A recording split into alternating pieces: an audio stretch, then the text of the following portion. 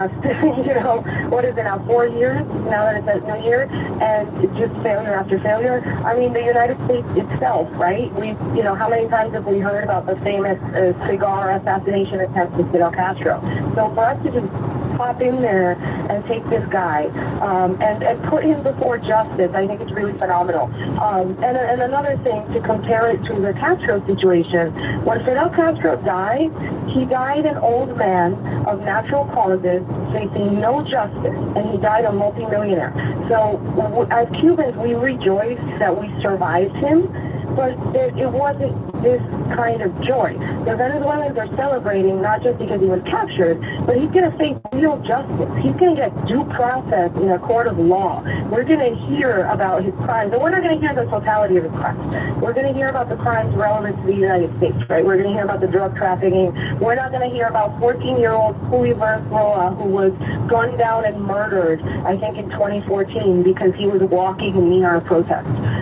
Those stories, they're just not relevant to the court of law, and we want a conviction, so we want a clear legal, we want the prosecution to be on the ball.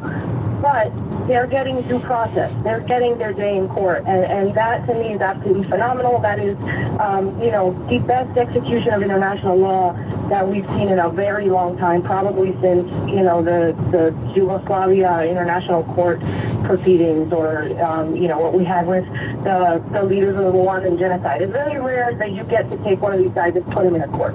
Yes. Are we going to be involved in a multi-year quagmire?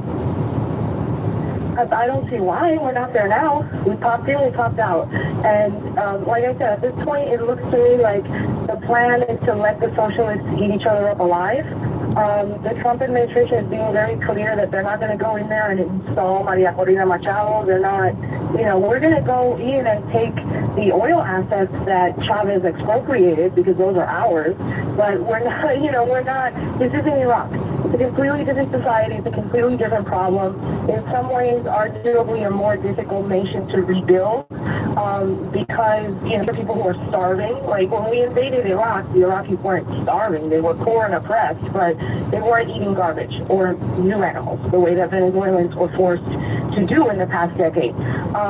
So that's something that needs to be rebuilt, but that's not our problem, and it's clearly, it's just a different situation. I don't expect us to have some sort of long-term military presence there outside of anything that we need to do to, reobtain the property that is American property. Were you surprised to hear the president speak of Machado? He said, I think it would be very tough for her to be the leader. Again, this is the Nobel Prize winner who dedicated her prize to President Trump. She doesn't have the support within or the respect within the country. She's a very nice woman, but she doesn't have the respect. Were you surprised at that? I wasn't surprised, because Trump has a way of saying things in sort of the most offensive way possible. I think I understand what he's trying to say, but he said it very incorrectly, and it's especially sad because during his first term in office, he empowered Elliot Abrams, who's this neocon who hates him, to basically denigrate Maria Corina Machado. He was on TV trashing her and supporting Juan Guaido, who's a socialist. So Trump has a lot of ground to make up with Machado. He's been really unfair to her, but I think the core of his point is that Machado commands no respect from the Venezuelan military. And the only people who have guns in Venezuela, meaning the only people with any political power, is the military. The military is a drug trafficking organization now run by Vladimir Padrino and by Diosdado Cabello, since Maduro was taken out. And if you just plop Machado in Caracas, like, she has the popular support of the civilians who are unarmed and starving.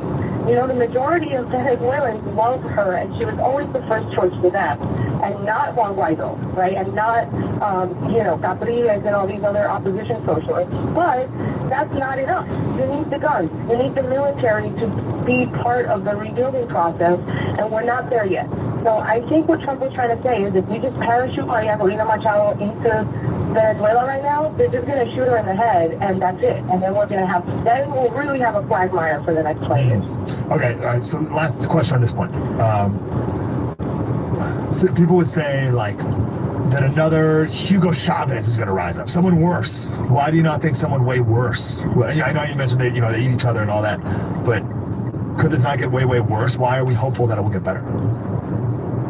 Because at this point, I think the military operation that we executed was so terrifying that if they try to pull a fast one, the entire structure of the United Socialist Party of Venezuela is going to be utterly destroyed. And possibly the entire Venezuelan military infrastructure will be obliterated for generations. Like that's the kind of military might we exercise, right? We didn't go in there, it wasn't blink in with a task force, right? It was the real bad guys went down, did their job, got out in a way that no other country can do.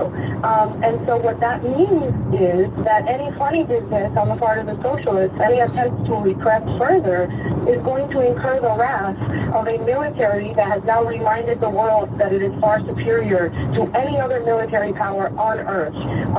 Forget Venezuela. That was something that Russia can't do. Again, the Zelensky example. China certainly can't do anything like that. So there's no one left to protect the Venezuelan socialists. And I think they're smart enough to know that that's the case. Like, are they going to keep running drug boats and stuff? Are they going to keep doing a ghost fleet of oil in Venezuela?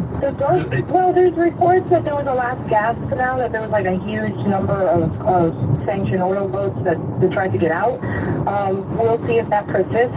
They're going to have to do something to make money because Venezuela, the Venezuelan socialist regime fed itself through giving allies free oil, and in exchange for the free oil, they got political support. So from Cuba, they would give Cuba free oil, and then they got spies, and they got like espionage and military expertise.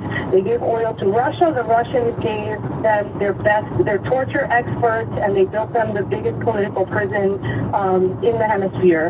And then they gave the Chinese a bunch of money, a bunch of oil, and the Chinese gave them enough money to prop up the lavish lifestyle of the top socialists in the country. I mean, the people around Maduro.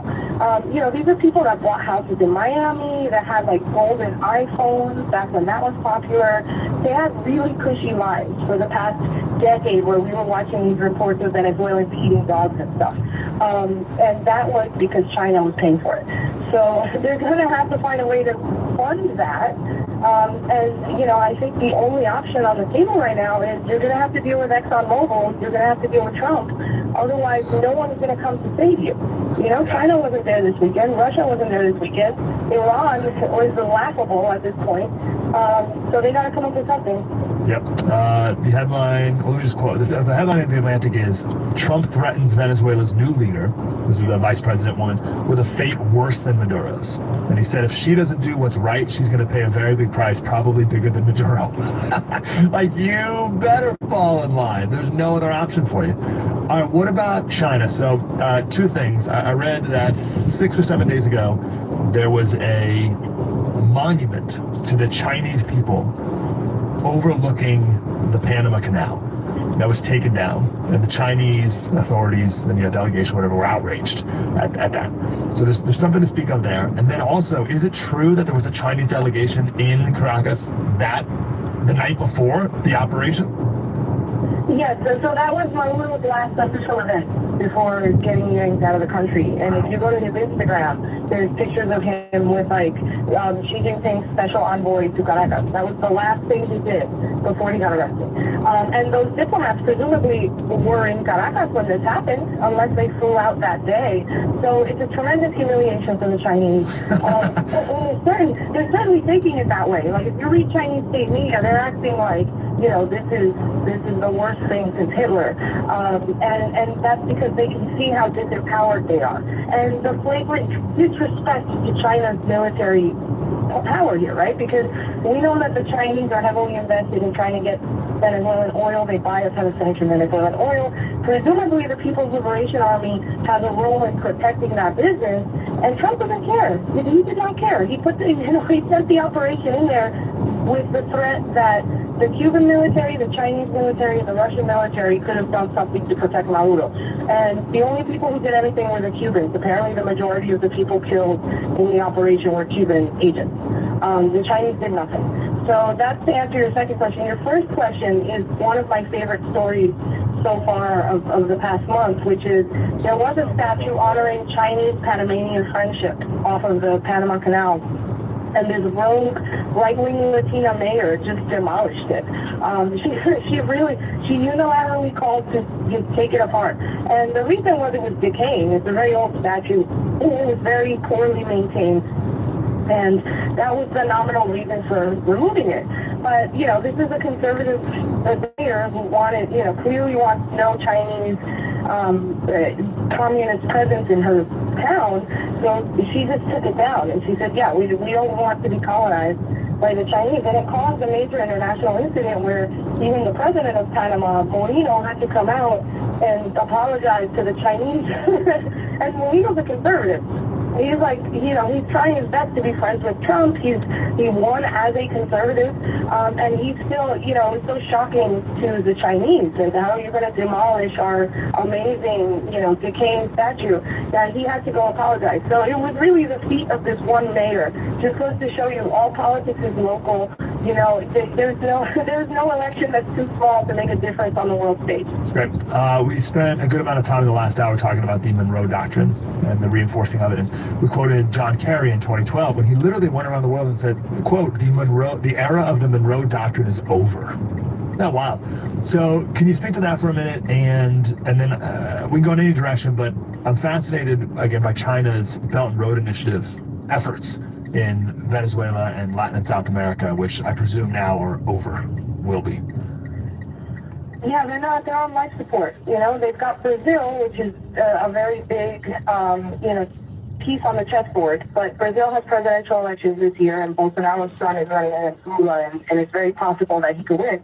But outside of Brazil, it's very little. It's Nicaragua, it's Cuba. Colombia has an election this year, too, so their leftist is getting kicked out.